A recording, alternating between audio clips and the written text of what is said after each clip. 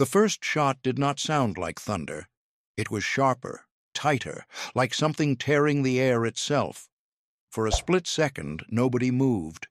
The hedgerows of Normandy stood still under the gray morning sky, wet with dew, silent except for distant artillery that had become almost normal. If you want more content like this, subscribe now and comment below. Then the Panther burned. You can almost feel the shock in that moment. German infantry froze where they stood. A Panther tank, one of the most feared machines on the battlefield, sat crippled in a narrow lane, its thick armor pierced, flames pushing out through its turret seams. Just minutes before, some of those same soldiers had laughed when they heard what was coming their way. An American tank destroyer, open-topped, thin armor, slow turret, easy prey, they said. But now the joke had turned into something else entirely. To understand how that moment became possible, you have to go back a few months earlier, across the Atlantic, where the M10 tank destroyer was being prepared for a war that had already changed faster than anyone expected. It was early 1944, and American armored doctrine was still shaped by an idea formed years before the war began. Tanks were meant to support infantry, break through lines, and exploit weaknesses. Enemy tanks, especially heavy ones, were supposed to be handled by specialized units called tank destroyers. The M10 was one of those tools. It was not designed to be a brawler, it was built to hunt. At first glance, the M10 did not look impressive. Its armor was thin compared to German heavy tanks. Its turret was open at the top, leaving the crew exposed to shrapnel, small arms fire, and even the weather. The turret itself rotated slowly, powered manually rather than hydraulically. In close combat, that could be deadly. But the real strength of the M10 was not in how it looked. It was in what it carried, the 3-inch M7 gun. That gun was the heart of the machine. It had the power to penetrate German armor at ranges where many Allied tanks struggled. It was accurate, reliable, and deadly in the hands of a trained crew. And unlike many tanks, the M10 was designed to move quickly into position, strike, and relocate before the enemy could react. Still, on paper, it seemed like a compromise, and in the eyes of many German tank crews, it was not something to fear. By June 1944, the war had arrived in Normandy. After the D-Day landings on June 6th, Allied forces pushed inland, slowly and painfully, through a landscape that favored the defender. The bocage country of northern France was a nightmare for armored warfare. Thick hedgerows, narrow sunken lanes, and limited visibility meant that tanks often stumbled into each other at close range. In such conditions, the advantage often went to whoever saw the enemy first. And the Germans had something that inspired real fear among Allied crews. The Panther, officially known as the Panzerkampfwagen 5 Panther, it was one of the most effective tanks of the war. It combined thick, sloped armor with a powerful 75mm high-velocity KWK 42L/70 gun that could destroy most Allied tanks before they even got close enough to fight back. Its frontal armor was especially strong, often deflecting incoming rounds that would cripple other vehicles. German crews trusted it. Allied crews feared it. And when reports began to spread that American units were fielding open-topped tank destroyers with thin armor, many German soldiers believed they had little to worry about. Some even joked about it. They called them tin boxes and target practice. In their minds, these vehicles would not last long against a Panther, but war has a way of proving assumptions wrong. On July 18, 1944, during Operation Goodwood, British and Canadian forces launched a massive armored assault east of Caen. Although this was primarily a British-led operation, American units nearby were also engaged in heavy fighting. German defenses were strong, and Panthers played a major role in slowing the Allied advance. In the days that followed, small engagements erupted across the countryside. One of these would become a quiet but powerful example of how the M10 could change the fight. Near the village of Saint-Aignan-de-Cramesnil on July 20, 1944, a section of American tank destroyers from the 703rd Tank Destroyer Battalion moved cautiously through a patchwork of fields and hedgerows. The air was humid, and the ground still carried the marks of recent shelling. Burned-out vehicles lay scattered across the landscape, reminders of how quickly things could go wrong. Lieutenant Robert Andrews, commanding one of the M10s, had been briefed that German armor was active in the area. Panthers had been spotted moving between defensive positions, using the terrain to stay hidden until they could strike. Andrews knew the danger. His M10 could not survive a direct hit from a Panther's main gun, not from the front, and often not even from the side. If they were seen first, it would likely be over before they had a chance to react.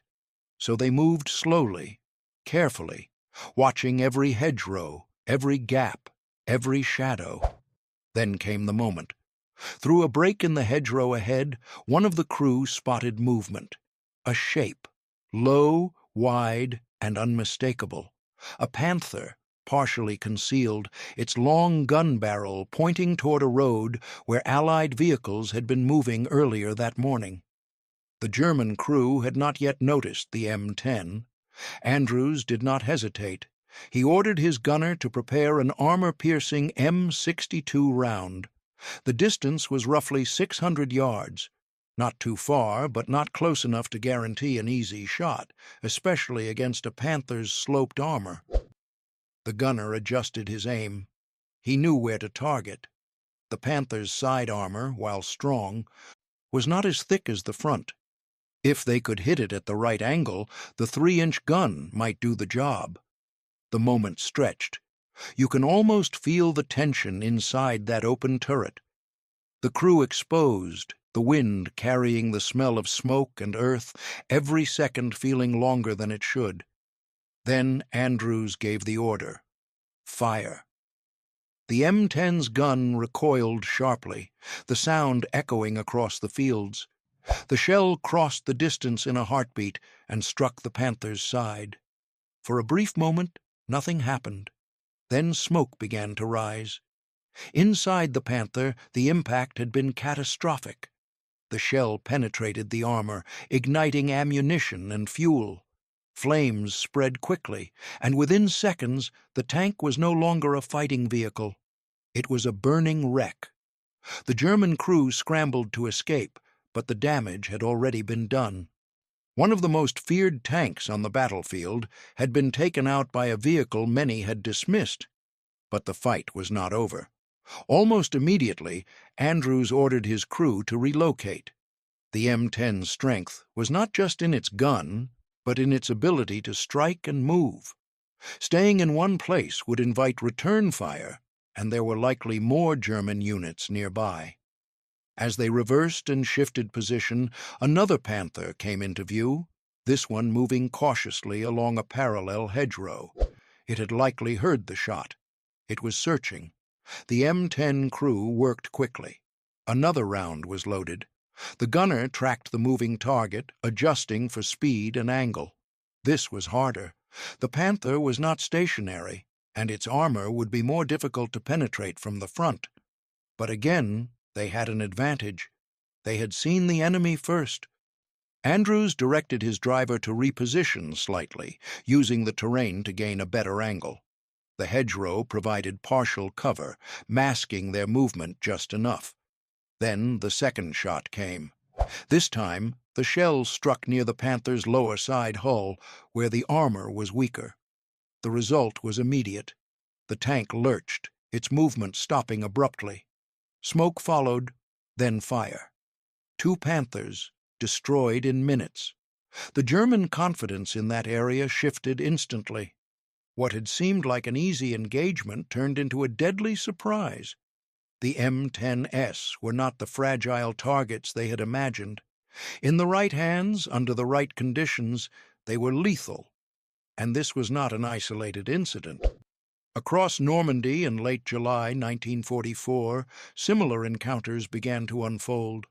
Units like the 654th Tank Destroyer Battalion and the 773rd Tank Destroyer Battalion reported engagements where M10 crews used concealment, coordination with infantry scouts, and careful positioning to ambush German armor. These were not reckless charges. They were controlled hunts. In one engagement near La Haye-du-Puy on July 28, 1944, an M10 platoon waited in concealed positions overlooking a narrow approach road. German armor, including Panthers and Panzer IVs, moved forward expecting light resistance. They did not realize they had already been spotted. When the first shot was fired, it disabled the lead vehicle, blocking the road. The rest were trapped, forced to maneuver under fire in tight terrain.